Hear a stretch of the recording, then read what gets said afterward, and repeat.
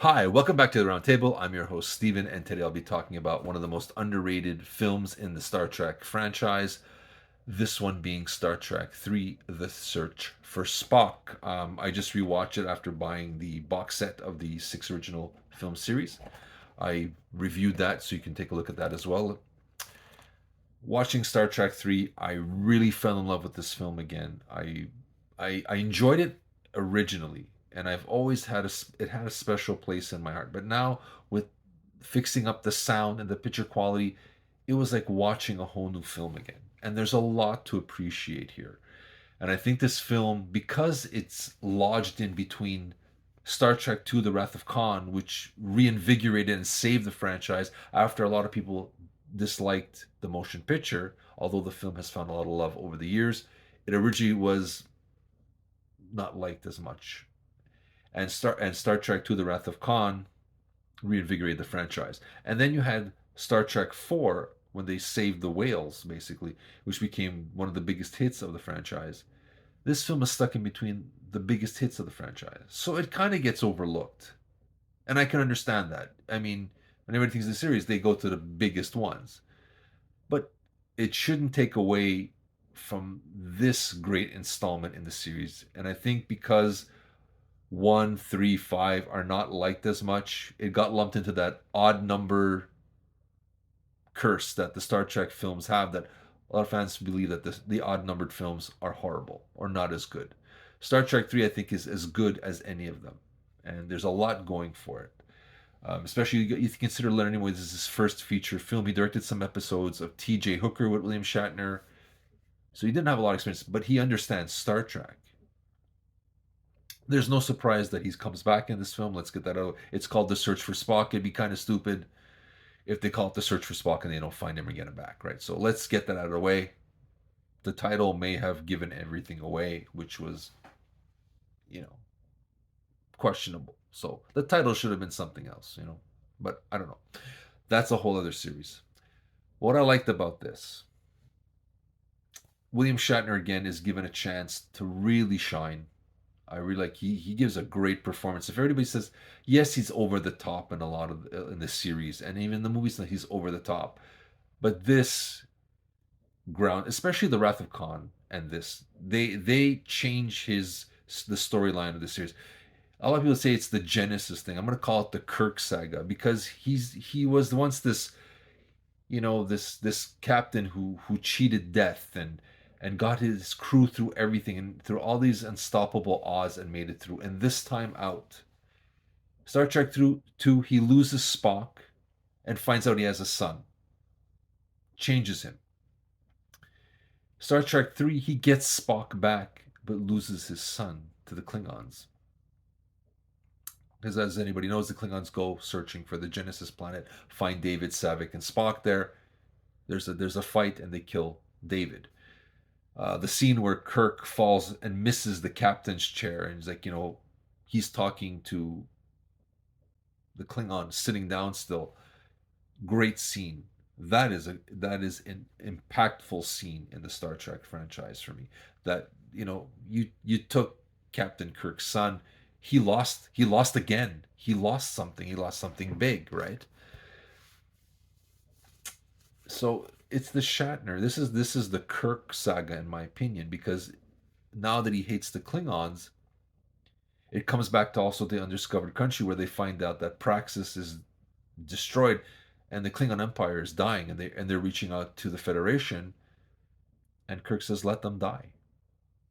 You can see that that Captain Kirk, who was that search for life, and has become a little bitter, and that was a great thing to see, that change in character, And at the end of the Underscore, he kind of rebounds a little bit and appreciates and the Klingons and wants peace, right? But there was that change, and that was great. And I think Star Trek 3 is the catalyst of that. It really shows how Captain Kirk changes. He experiences loss and changes his ways.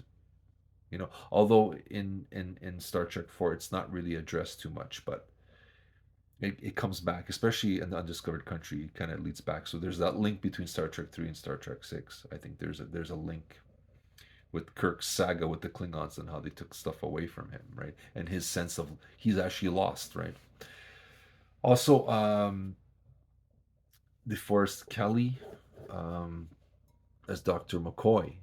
When he realized he has the Katra, he's losing his mind. He's fighting Spock in there. There's that dilemma happening that he goes to, like a Star Wars. There's a space cantina scene where he's talking to a guy who kind of sounds a little bit, if you listen to it now, like Yoda, and he goes, "Genesis is planet forbidden." It sounds like Yoda. I thought that was a very funny scene when even McCoy talks a little bit like Spock. Really great. So these guys had a moment to shine. Uhura, when she puts the kid in the closet and she goes, "This is just fantasy." She has her little moment. Sulu flipping the big guard over has everybody gets their moment practically. I think Chekhov didn't really have much to do there, but that's something else altogether.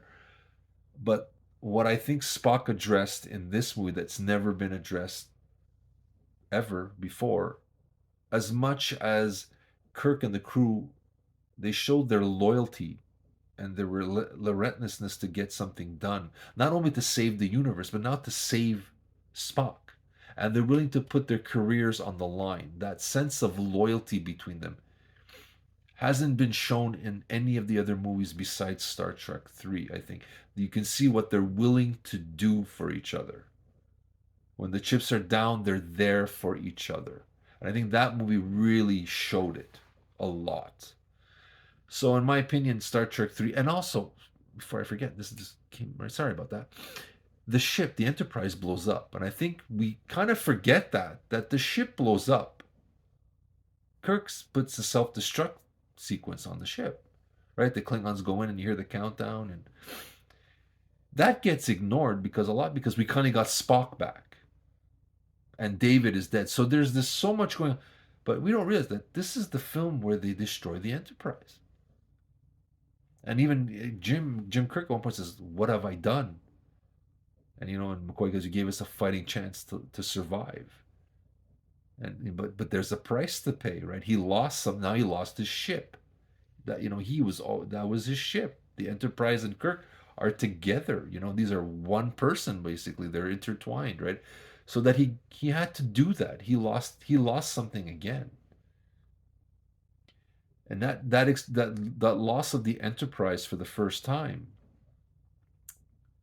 because in Star Trek 2, The Wrath of Khan, the ship gets really beat up, but in Star Trek it gets destroyed, like self-destruct system, right, is done, and that seems to get overlooked. But because we were so happy that Spock is back, I think the first time we didn't realize the impact that is, or the magnitude of the loss for Jim Kirk. And I think that's speaks volumes of this movie. It's these little things that we didn't see, and I think it gets overlooked because, again, I said it's stuck between Star Trek 2 and Star Trek 4, which are arguably some of the strongest entries in the film franchise. So it has a lot to go against, and I think it gets lost in the shuffle. And most people say that the odd numbered films are horrible. Maybe Star Trek 5 is the weakest, but I liked it again watching it in 4K. I really enjoyed it. I haven't seen it since I saw it in the theater. That's how much I didn't like it, but now I got into it. But Star Trek 3 really deserves a lot more love. There's a lot going on. Leonard Nimoy does a great job in bringing the crew together to do what they have to do and what they're willing to sacrifice for Spock, for their friend. This has nothing to do with saving the universe. This is having to do with the saving their friend. It's very personal. It's a personal enjoyment. Like they said in the motion picture, the human adventure, Hazomi, this is part of that human adventure. How far you're willing to go for someone. And I think this shows it. I think it's one of the few films that actually shows how relentless they are for each other. And I think that's great. And I think it's a testament to the Star Trek franchise. It's the pillar. It's one of the pillars of it. Their loyalty to each other. I think this shows it in spades. So this film, I think, deserves a lot more love, a lot more respect. Yes, it's an odd numbered film, but get that out of the way. Watch it on its own merit.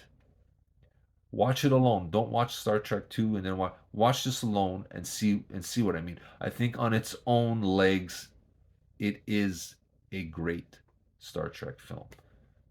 Maybe it's not as good as Star Trek 2, but it's right after it. It's pretty damn good if you give it a chance. I think it gets a bad rap because it's an odd numbered film and it deserves a lot more love in my opinion. But that's my take. I'd love to hear from you. Let me know, what do you think of Star Trek 3? What's your favorite installment? I think this one deserves a lot to go a lot higher up. I think for me it's The Wrath of Khan, Undiscovered Country, Star Trek 3, and then The Voyage Home. And then it's the motion picture. There's some days I put it first because it is the most unique one. But we're dealing with Star Trek 3. Let's go back to that again. Underrated film. There's a lot more love. Has a lot more going for it. Great performances.